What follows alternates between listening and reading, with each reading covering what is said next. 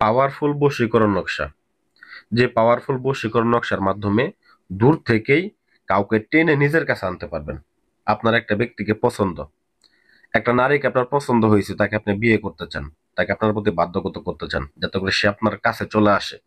তো এটা একটা কড়া বশীকরণ, একটা পাগলা বশীকরণ বলা যায়। তো এই পাগলা বশীকরণটা এমন একটা জিনিস যে আপনি শুধু বশ করে স্বাভাবিক অবস্থায় থাকবে, আপনাকে শুধু ভালোবাসবে তা না, এটা ভালোবেসে একদম কাছাকাছি চলে আসবে।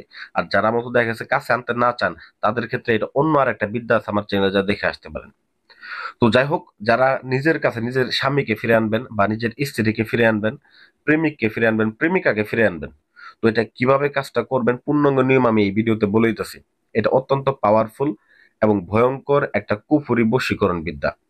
এই বিদ্যাটা যে পর্যন্ত যতগুলা কাজ করছে, একটা কাজও মিস যায় নাই। আপনারা হয়তো ইউটিউবে আরো ভিডিও দেখে থাকবেন, আপনাদেরকে চ্যালেঞ্জ করে বলে দেয় যে ভাই আসেন কাজ করে দেয়, এত টাকা দিয়ে কাজ করে দেন, অনেক ধোঁকা খাইছেন, হ্যাঁ বাটপারের পাল্লায় পড়ে গেছেন। তো ভাই এবার বলবো আল্লাহর হস্তে একটু থামেন।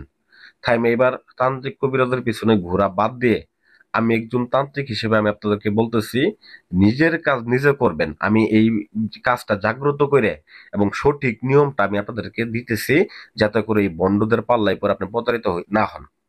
তো যাই হোক, একটা বোন আমাকে গতকালকে বলছে, ফোন দিয়ে বলতেছে যে ভাই আমার কাজটা তো হয়েছে, আপনি করে দিছিলেন, কিন্তু যাই হোক আমার মতো অনেক অসহায় নারী এবং পুরুষ আছে যারা অনলাইনে কাজ করার চেষ্টা করতেছে কিন্তু ধোঁকা খাইতেছে। আপনি তাদেরকে একটু সাহায্য করেন না কেন, সঠিক নিয়ম দেন না কেন? বললাম সঠিক নিয়ম তো আমি সবই দেই, কিন্তু লোকে আসলে ভালো মানুষের ভিডিও খাই কম। দেখবেন যেগুলা বন্ড বাটপার ওগুলোর ভিউজও বেশি, বাস্তব কথা যেটা। তো যাই হোক, এই কাজগুলা করার ক্ষেত্রে আপনাদের কাছে আমার একটা অনুরোধ, সঠিক নিয়ম দিতেছে, আপনারা শুধু ভিডিওতে লাইক করবেন এবং কপি লিঙ্ক করে দিবেন, ভিডিও শেয়ার করে দিবেন, তাহলে আমি খুশি, তাহলে অনুমতি হয়ে যাবে।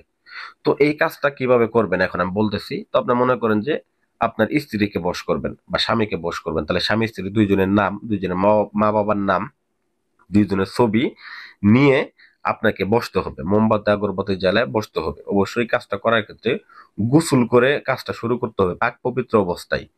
আর কাজটা করার ক্ষেত্রে অবশ্যই আপনাকে একটা কাজ করে নিতে হবে, সেটা হচ্ছে একটা স্বর্ণের তাবিজ বানিয়ে নিতে হবে, ছোট্ট করে, ছোট্ট করে একটা স্বর্ণ দিয়ে তাবিজ বানিয়ে নিতে হবে। তো বলুন ভাই স্বর্ণ দিয়ে তাবিজ তো টাকা কিছু খরচ হবে।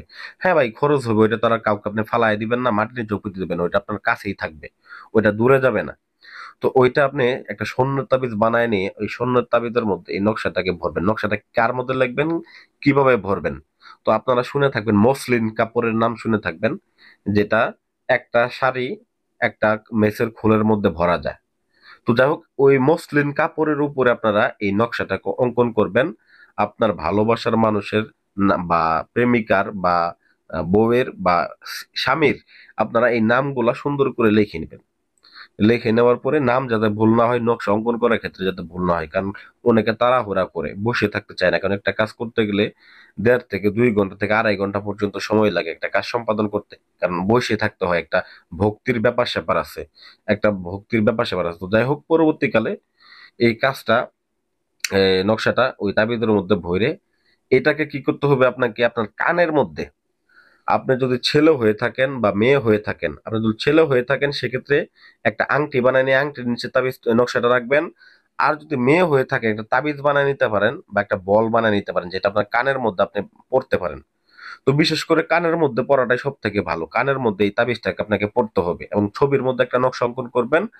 এই ছবির মধ্যে নকশাটা অঙ্কন করে আপনার বালিশের মধ্যে রেখে দিবেন, আপনার বালিশের মধ্যে রেখে দিবেন, এতটুকুই আপনার কাজ।